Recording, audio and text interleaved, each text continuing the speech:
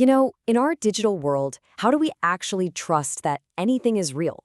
Well, in this explainer, we're going to dive into the really ingenious tool that makes all that trust possible, the digital signature. Right, so we all know that encryption is amazing at keeping our messages secret.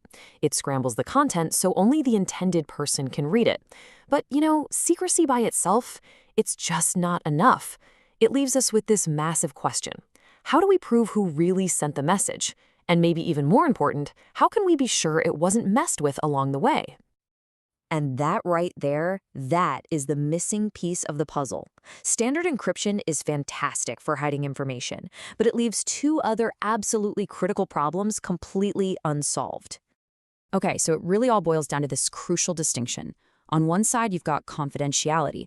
That's just keeping the content secret, making sure no one can snoop. But on the other side, you have two equally vital ideas. Authentication, which is all about proving the sender's identity, and integrity, which guarantees the message is exactly as it was sent. Secrecy is one thing, but proof, that's a whole different ballgame. So what's the fix? How do we solve for authentication and integrity? The answer is this incredibly elegant cryptographic solution called the digital signature. And this is the true foundation of trust online. So let's be super clear. A digital signature is not your handwritten signature on a screen. No.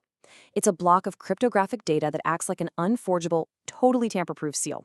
It proves three things: authenticity, who sent it; integrity, that it wasn't changed; and this really important idea called non-repudiation, which basically means the sender can't turn around later and say, "Nope, wasn't me."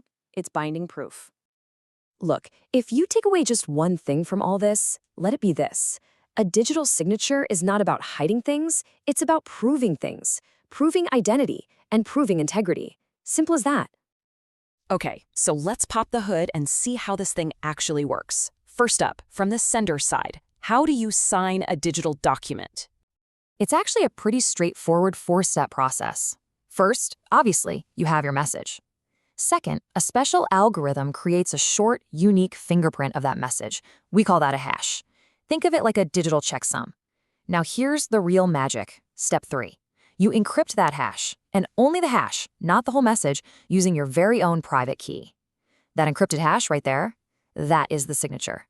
Finally, you just send the original message out into the world with this brand new signature attached.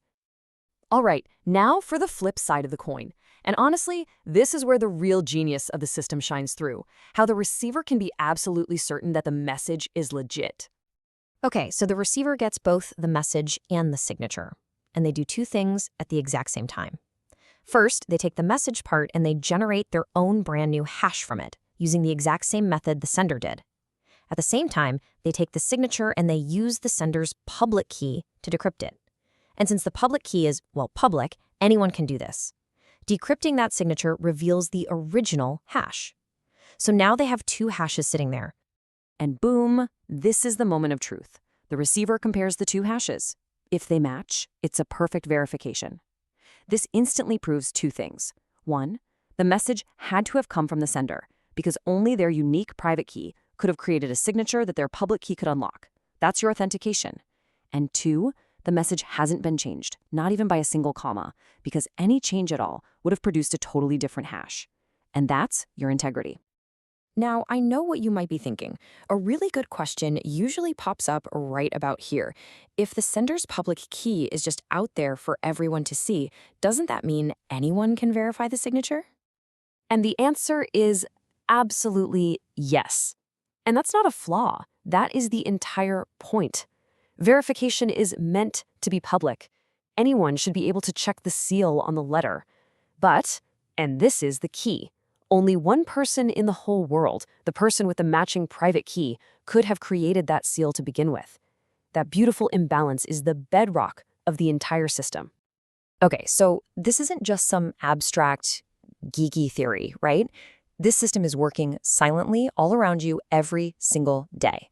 Let's take a look at where you'd find it.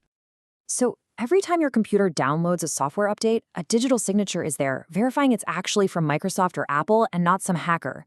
You see that little padlock in your browser's address bar? That's relying on a digital signature to prove you're connected to your actual bank and not a fake phishing site. When you sign a contract online, a digital signature is what makes it legally binding.